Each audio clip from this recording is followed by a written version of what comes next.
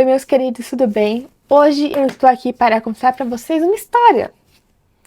Conto de Natal de Og Wren, do Paul Auster. Esse livro está esgotadíssimo, mas eu consegui achar no sebo. E o sebo, em livraria Amaral e Vânia. E eles me presentearam com esse livro. Não sei se vocês viram meu vídeo sobre o sebo, quando eu fiz, faz um tempo já. E eles acabaram me presenteando, porque eu fui lá e achei esse, já peguei na hora, porque eu sempre vou lá e procuro esse livro, nunca tem, mas dessa vez eu achei. E peguei um outro também, e ela falou assim, pode ficar. Aí eu fiquei, ai, que fofo. E eu ganhei esse livrinho. É uma história bem curtinha de Natal, e acho que vocês vão gostar. Como o livro está esgotado, eu decidi contar a história inteira para vocês. Vamos lá?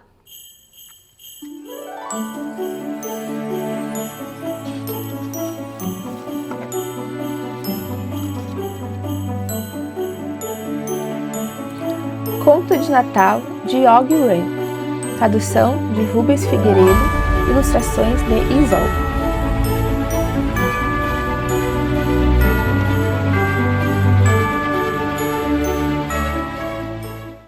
Foi Og Wren quem me contou essa história. Como Og não faz um papel muito bonito no conto, ao menos não tanto quanto ele gostaria, me pediu que não usasse o seu nome verdadeiro. A não ser por isso, toda a confusão sobre a carteira perdida, a mulher cega e a ceia de Natal vai reproduzida aqui exatamente como ele me contou. Está fazendo agora quase 11 anos que Og e eu nos conhecemos muito bem. Ele trabalha no balcão de uma tabacaria na Rua Court, no centro do Brooklyn. E, como é a única loja onde tem os charutos holandeses pequenos que eu gosto de fumar, vou lá com frequência. Durante um bom tempo, não prestei atenção em Og Wren. Ele era o sujeitinho estranho que usava um suéter azul com capuz e me vendia charutos e revistas.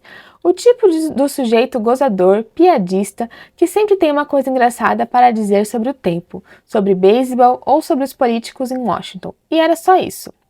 Mas um dia, alguns anos atrás, aconteceu que ele estava folheando uma revista na loja e topou com uma resenha de um de meus livros.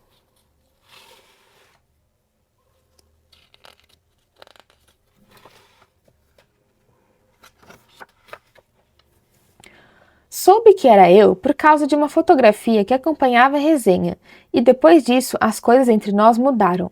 Eu já não era só mais um freguês para Og, tinha virado alguém ilustre.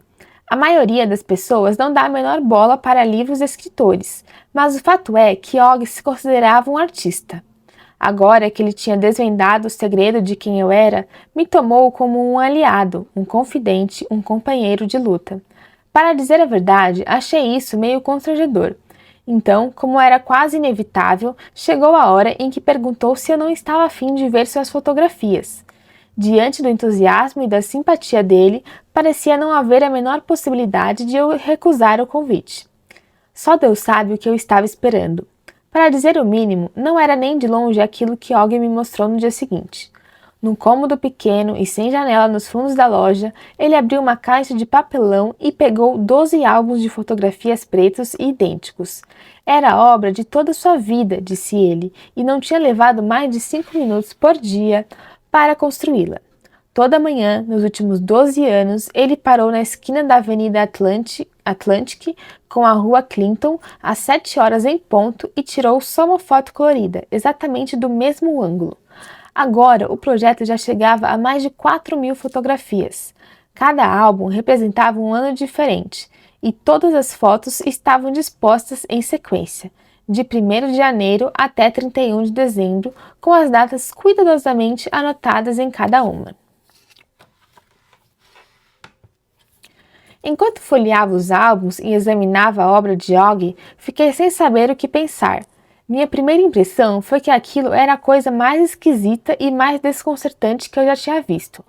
Todas as fotos eram iguais.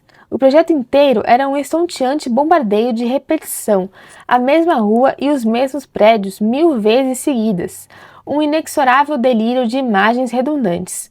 Não conseguia pensar em nada para dizer a Og, e assim continuei virando as páginas e balançando a cabeça, numa apreciação fingida.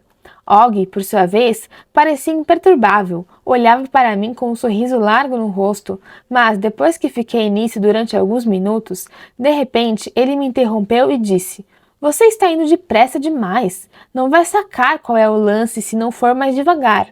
Tinha razão, é claro. Se a gente não olha com calma, jamais consegue enxergar nada. Peguei outro álbum e me obriguei a ir mais devagar. Prestei mais atenção nos detalhes, observei as variações do clima, registrei a mudança dos ângulos da luz à medida que as estações do ano avançavam. Por fim, consegui detectar diferenças sutis no fluxo do tráfego, prever o ritmo de dias diferentes, a comoção das manhãs dos dias úteis, a relativa quietude dos fins de semana, o contraste entre os sábados e os domingos. E então, pouco a pouco, fui começando a reconhecer o rosto das pessoas ao fundo, os transeuntes a caminho do trabalho, as mesmas pessoas no mesmo local toda manhã, contemplando um instante de sua vida no campo visual da câmera de Og.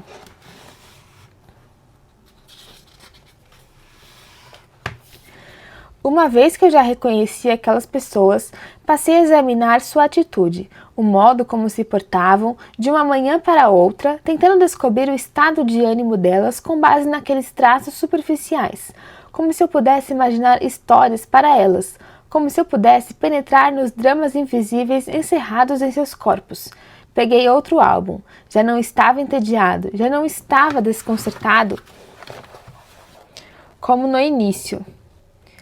Og estava fotografando o tempo, me dei conta, o tempo natural e o tempo humano, e fazia isso se colocando num cantinho do mundo e desejando transformar aquilo no lugar dele, montando guarda no espaço que havia escolhido para si. Enquanto me observava analisar sua obra, Og não parava de sorrir com prazer. Então, quase como se estivesse lendo meus pensamentos, começou a recitar um verso de Shakespeare. Amanhã, amanhã e amanhã, murmurou em voz bem baixa. Arrasta-se o tempo em seu passo banal. Compreendi, então, que ele sabia exatamente o que estava fazendo. Isso aconteceu mais de 2000 fotos atrás. Desde aquele dia, Og e eu conversamos muitas vezes sobre a sua obra, mas foi só na última semana que eu soube como ele havia obtido sua câmera e, mais que isso, como havia começado a tirar fotos. Esse foi o tema da história que ele me contou e que até hoje estou quebrando a cabeça para entender. No início daquela semana, um sujeito do jornal The New York Times me telefonou e perguntou se eu não estava a fim de escrever um conto curto para eles publicarem na manhã de Natal. Meu primeiro impulso foi dizer que não, mas o sujeito era muito gentil e persistente, e no fim da conversa eu disse que ia tentar. No entanto, na hora em que desliguei o telefone, fui dominado por um pânico profundo. O que eu sabia sobre o Natal? Perguntei a mim mesmo. O que eu sabia sobre escrever contos por encomenda? Depois disso, passei alguns dias em desespero, lutando contra os fantasmas de Dickens, O. Henry e outros mestres do espírito natalino. A mera expressão conto de Natal tinha associações desagradáveis para mim, evocava aterradoras efusões de sentimentalismo hipócrita e bobagens melosas. Na melhor das hipóteses, contos de Natal não passavam de sonhos otimistas, fantasias para adultos, e eu queria que um raio caísse na minha cabeça se eu me permitisse escrever uma coisa assim. No entanto, como alguém poderia se propor a escrever um conto de Natal que não fosse sentimental? Era uma contradição nos próprios termos, uma impossibilidade, um enigma insolúvel.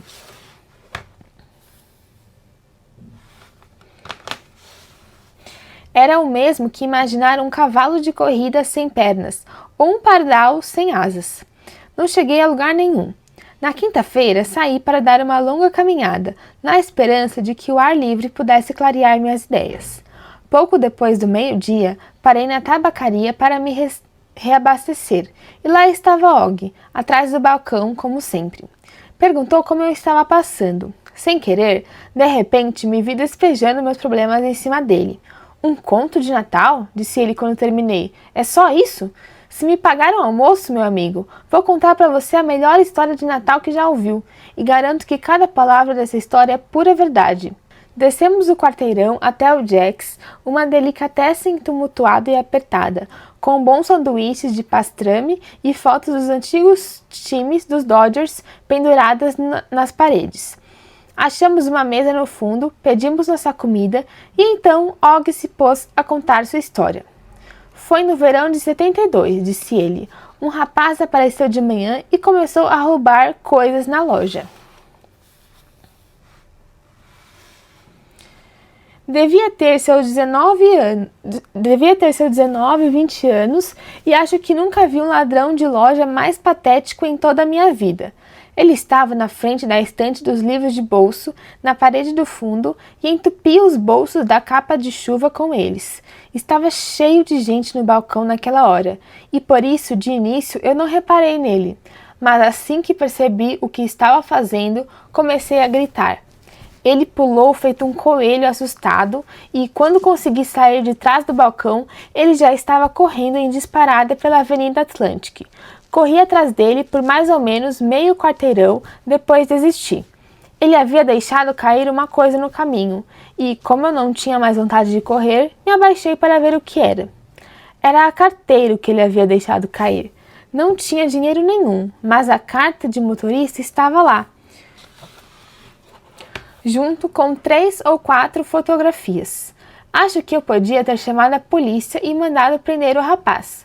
Sabia seu nome e endereço por causa da carta de motorista, mas tive um pouco de pena dele. Não passava de um vagabundo de rua, e depois que examinei aquelas fotos na carteira, não consegui sentir muita raiva dele. Robert Goodwin, era esse o seu nome. Lembro que numa das fotos ele estava de pé, com o braço por cima dos ombros da mãe ou da avó. Em outra, estava sentado, aos 9 ou 10 anos de idade, de uniforme de beisebol e com um grande sorriso no rosto. Fiquei comovido. Na certa, o coitado andava metido com drogas, imaginei. Um garoto pobre do Brooklyn que vivia comendo o pão que o diabo amassou. E afinal, para que dar tanta importância assim a 2 ou 3 livros de bolso à toa? Então fiquei com a carteira. De vez em quando me vinha um leve impulso de devolver a carteira para ele.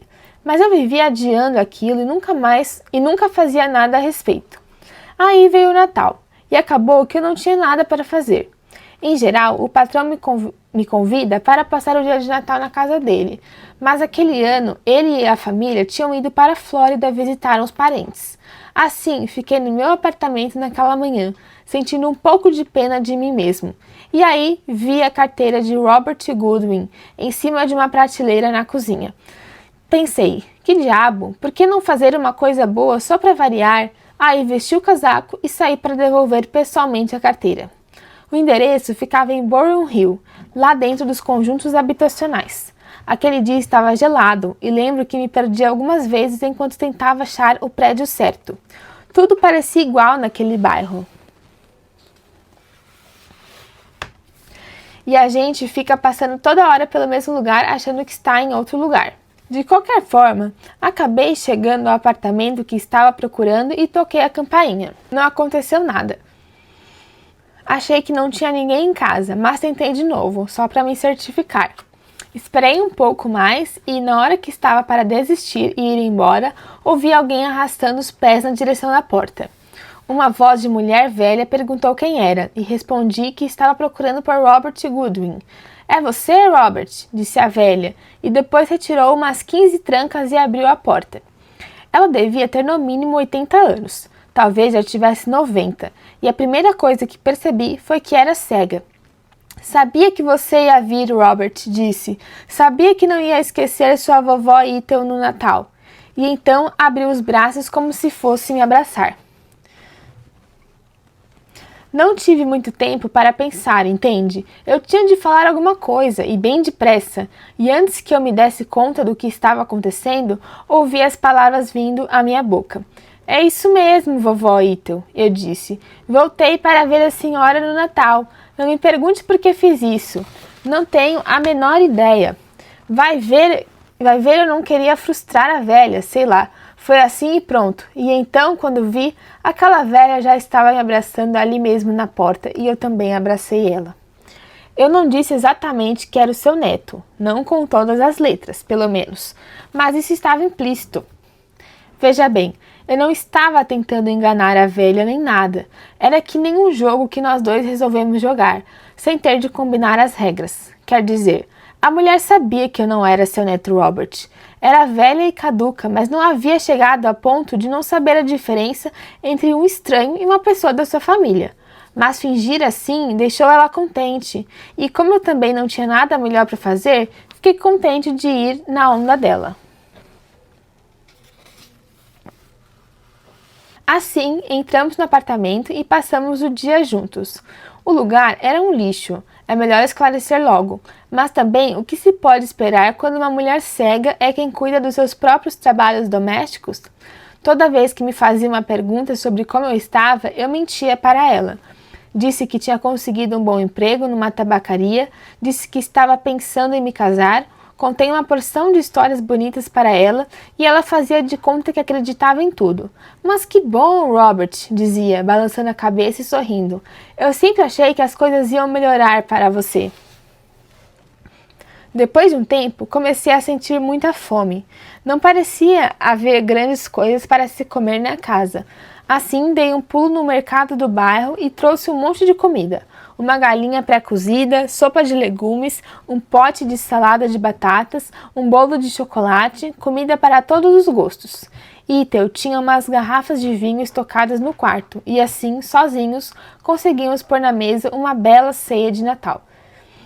Nós dois ficamos meio altos com o vinho, eu lembro, e depois que a refeição terminou, fomos sentar na sala, onde as cadeiras eram mais confortáveis. Tive de ir fazer xixi, por isso pedi desculpas um momento e fui ao banheiro no final do corredor. Foi então que as coisas tomaram outro rumo. Já tinha sido uma certa maluquice armar meu teatrinho e representar o papel de neto de Ethel, mas o que fiz depois já foi uma loucura completa e nunca me perdoei por isso. Entrei no banheiro e, empilhadas na parede junto ao chuveiro, vi 6 ou 7 câmeras. Câmera de 35mm, novinhas em folha, ainda na caixa, mercadoria de primeira. Deduzi que aquele era o verdadeiro trabalho de Robert.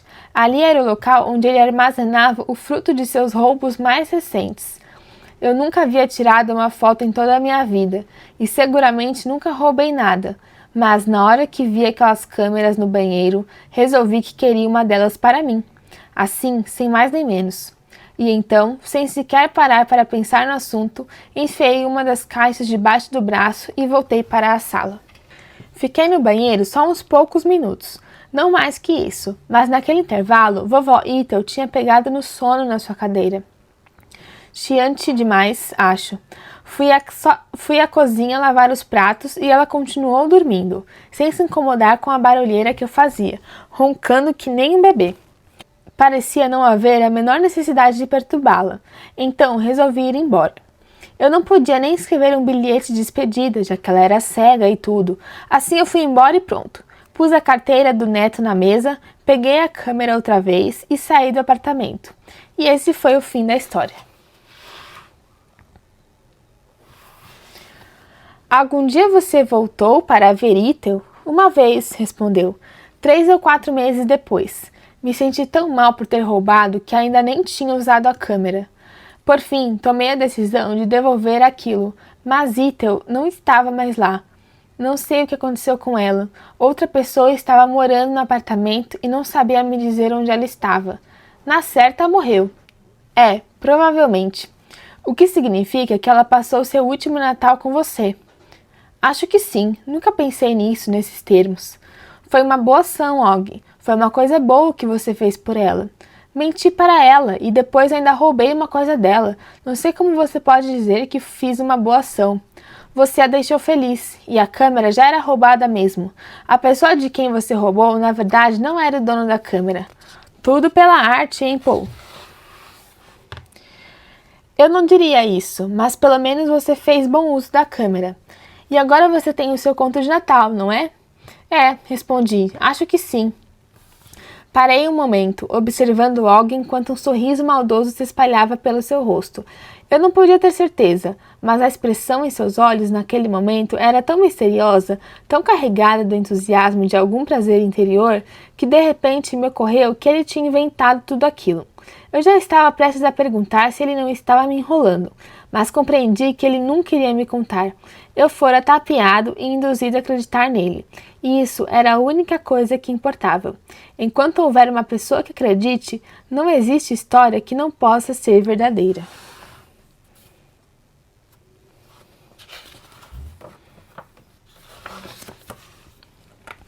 Você é um mestre, Og, eu disse. Obrigado por ser tão solícito. Sempre às ordens, respondeu, ainda olhando para mim com aquela luz de loucura nos olhos. Afinal de contas, se um sujeito não pode compartilhar os segredos com os amigos, que tipo de amigo é ele? Acho que agora estou em dívida com você. Não, nada disso. É só escrever do jeito que eu contei, e aí não me deve mais nada. A não ser o almoço. Isso é verdade, a não ser o almoço. Respondi ao sorriso de Og com um sorriso meu. Depois chamei o garçom e pedi a conta.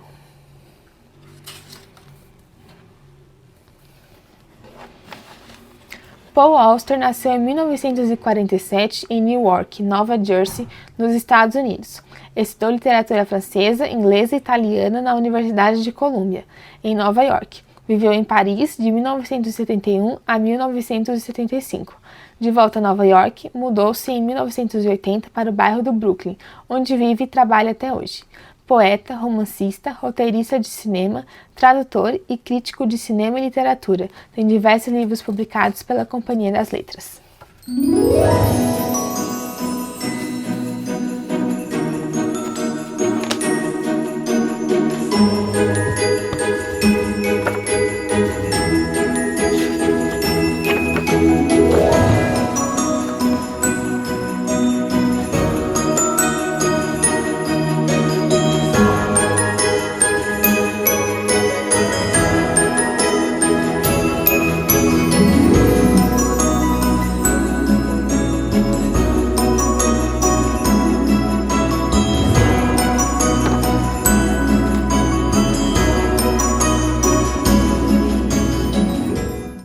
Me conta aqui nos comentários se vocês gostaram dessa história. Não se esqueça de se inscrever no canal e curtir o vídeo. Um beijo e até a próxima quinta!